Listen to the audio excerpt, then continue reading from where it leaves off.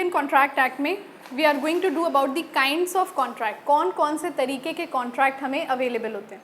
जो सबसे पहला कॉन्ट्रैक्ट होता है स्टूडेंट्स, हम बेसिस देख रहे हैं। कॉन्ट्रैक्ट्स की बेसिस क्या क्या होती है ये भी आपने जानना होता है। सबसे पहली जो बेसिस होती है वो होती है क्रिएशन, CREATION, क्रिएशन या फॉर्मेशन। कॉन्ट्रैक्ट्स को क्रिएट करते समय, बनाते समय, लिखते समय, दो पार्टियों के बीच जब कॉन्ट्रैक्ट साइन हो रहा है उस समय कॉन्ट्रैक्ट 3 प्रकार के होते हैं। सबसे पहला जो होता है वो होता है एक्सप्रेस कॉन्ट्रैक्ट। स्टूडेंट्स, एक्सप्रेस का मतलब ये है कॉन्ट्रैक्ट मौखिक रूप में हो सकता है या रिटन में हो सकता है, ओरल भी हो सकता है, रिटन भी हो सकता है। जनरली क्या होगा, जनरली क्या होगा, रिटन होगा, क्योंकि इसका तो हमारे पास कोई एविडेंस ओरल का नहीं है। कल को अगर पार्टी मुकल गई कि हमने तो ऐसा कुछ नहीं कहा था तो आप कुछ नहीं कर सकते हो, पर यहाँ पे आपके पास एक एविडेंस मौजूद रहेगा। दूसरा होता है इम्प्लाइड।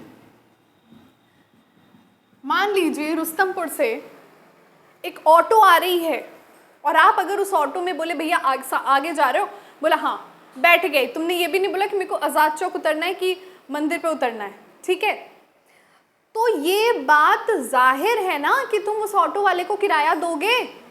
ऐसा तो है नहीं कि वो पूछेगा किराया तो दोगे ना, कभी सुना है ऐसा होते, नहीं। तो जो कॉन्ट्रैक्ट होता है इम्प्लाइड का मतलब होता है ना ही ओरल था ना ही रिटन था, केवल इशारों इशारों में बातें हो गई। समझ में आई बात? अब इशारों इशारों को हम क्या कहेंगे, conduct, by the conduct of the parties. Clear है? तीसरा था क्वॉसी कॉन्ट्रैक्ट। क्वॉसी से क्या समझते हो, नोट्स बनवाया मैंने इस पे। क्वॉसी से क्या समझते हो बच्चों?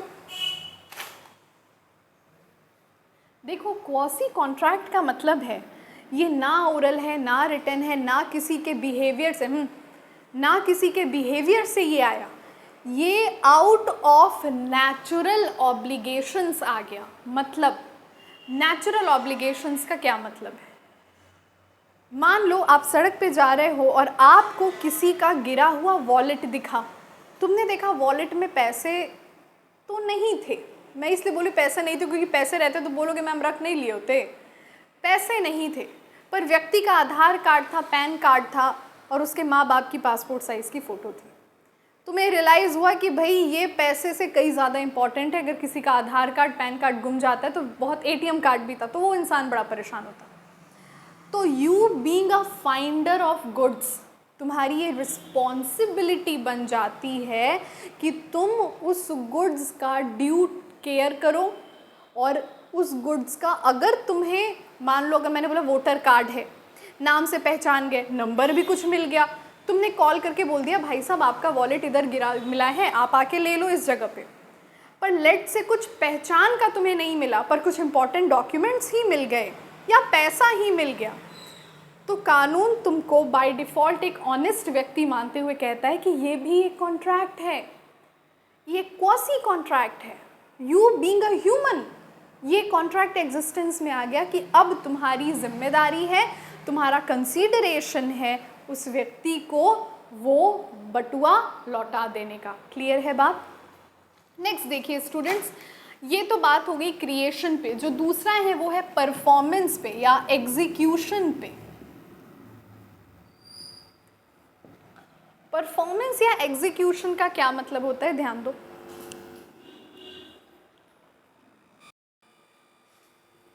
स्टूडेंट्स, इसमें 2 तरह के कॉन्ट्रैक्ट्स आते हैं परफॉर्मेंस में अगर हम बात कर रहे हैं।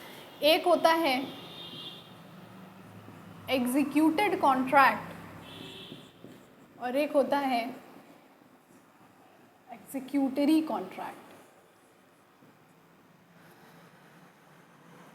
देखो, जब दोनों ही पार्टीज ने अपना काम कर दिया है, जब दोनों ही पार्टीज़ ने अपना काम कर दिया है और अब कुछ भी करना नहीं बाकी है, मतलब एक फिनिश्ड कॉन्ट्रैक्ट ही क्या है, एग्जीक्यूटेड है। एग्जीक्यूट का मतलब क्या, पालन करना।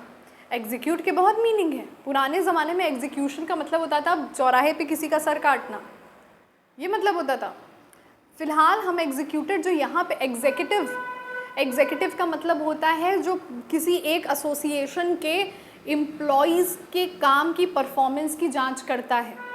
यहाँ पे एग्जीक्यूटेड का मतलब है पूरी तरह से पालन हो चुका है, तो ये कहला रहा है एग्जीक्यूटेड, मतलब कंसीडरेशन भी फ्लो कर चुका है, ऑब्जेक्ट भी फ्लो कर चुका है। कंसीडरेशन ऑब्लिगेशन की मीनिंग पिछले लेक्चर में मिल जाएगी तुमको।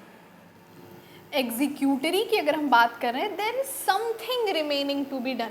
मे बी अभी तक ऑब्जेक्ट नहीं फ्लो हुआ है, मे बी अभी तक कुछ कम्युनिकेशन बाकी है, क्या बाकी है दैट वी डजंट नो, और हमें ये भी नहीं पता है क्या दोनों पार्टी के हिस्सेदारी से कुछ कुछ बाकी है, बस एक पार्टी की वजह से कुछ बाकी है, but something is remaining to be done. Is that okay? बोलो स्टूडेंट्स, ठीक है? चलो जल्दी से हम देखते हैं जो हमारा नेक्स्ट है। हमने डिस्कस कर लिया है परफॉर्मेंस, हमने डिस्कस कर लिया है क्रिएशन। अब हम आते हैं यहाँ पे परफॉर्मेंस था और यहाँ पे परफॉर्मेंस ऑफ रिलेशन है। अगर हम परफॉर्मेंस ऑफ रिलेशन की बात करते हैं, हमारे पास कॉन्ट्रैक्ट होते हैं केवल दो तरह के। पहला होता है यूनिलेटरल, दूसरा है बाईलेटरल। और बहुत अच्छे से समझना, क्योंकि यूनिलेटरल और बाईलेटरल को बिल्कुल भी एग्जीक्यूटरी से कंफ्यूज मत करना। यूनिलेटरल में किसी एक पार्टी ने पूरा काम कर दिया है और एक पार्टी ने अभी कुछ नहीं किया है। Is that okay? बाईलेटरल में दोनों पार्टीज ने अपना काम कर दिया है। अब मैं क्यों बोली एग्जीक्यूटरी से कंफ्यूज मत होना, क्योंकि यहाँ पे मैंने बोला था समथिंग इज रिमेनिंग। ज़रूरी नहीं है एक ही पार्टी का रिमेनिंग हो सकता है दोनों पार्टी का कुछ कुछ पेमेंट बाकी है, कुछ कुछ कंसीडरेशन बाकी है, या हो सकता है पार्टीज़ ने काम कर दिया हो, कम्युनिकेशन में प्रॉब्लम आ रही हो, ठीक है। पर यहाँ पे कंप्लीटली केवल एक पार्टी द्वारा काम किया गया है और एक पार्टी अभी काम नहीं करी है, आने वाले समय में करेगी। बाईलेटरल में दोनों पार्टीज़ ने अपना काम कर दिया है, तो क्या ये एग्जीक्यूटेड है? नहीं, दोनों ने अपना काम कर दिया, पर हो सकता है रिजल्ट आने में समय लगे। तो जब वो रिजल्ट आ जाएगा तब क्या कहलाएगा? All clear? आगे समझोगे इसे। लास्ट जो है 3 जो हमने डिस्कस कर लिया, अब जो डी नंबर है फॉर्म ऑफ क्रिएशन का ज़रा ध्यान से देखेंगे, वो है एनफोर्सेबिलिटी या वैलिडिटी। स्टूडेंट्स इसी में सबसे ज़्यादा पॉइंट्स हैं और नेक्स्ट लेक्चर में जब हमारा सेटअप रेडी हो जाएगा, आज हमारा सेटअप रेडी नहीं था, तो हम उसको शूट करेंगे, क्योंकि यही आगे काफ़ी एक्सपैंड हो जाता है। देखो इसमें सबसे पहला जो आता है आपके नोट्स में आपके सामने अवेलेबल होगा। The first one is valid contract, second one is void contract, the C one, the other one जो आपने लिखा है, 5 तरह के कॉन्ट्रैक्ट्स लिखे होंगे। The C one is voidable contract, then D1 you have unenforceable contract,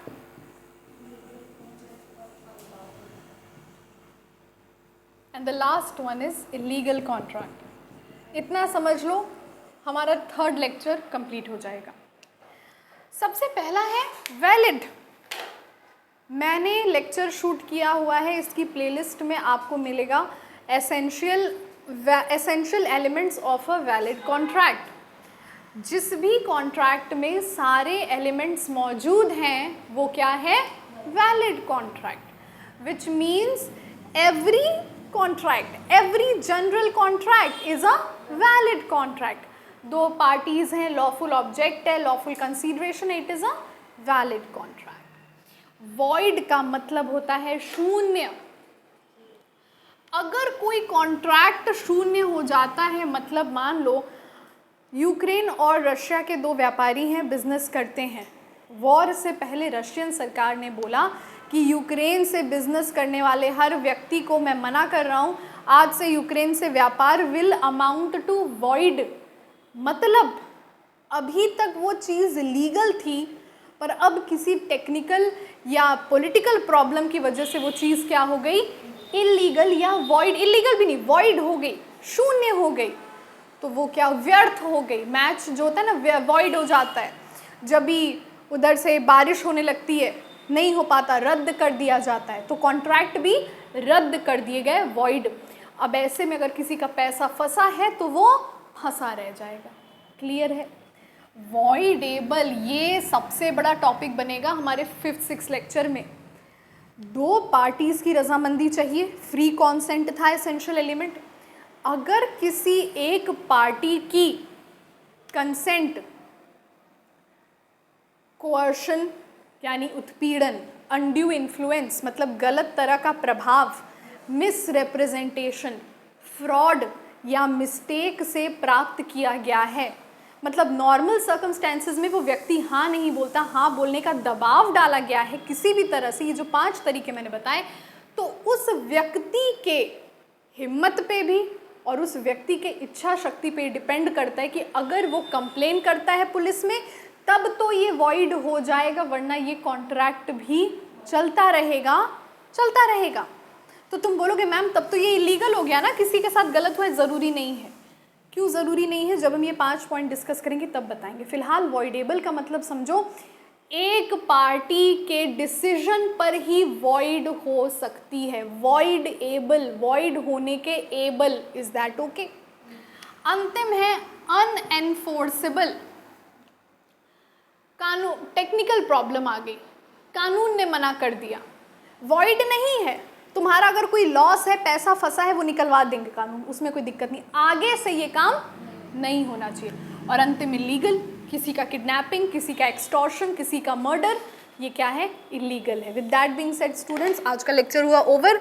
may be by the next time हमारा set ready होगा and will do it like the usual way. Thank you class.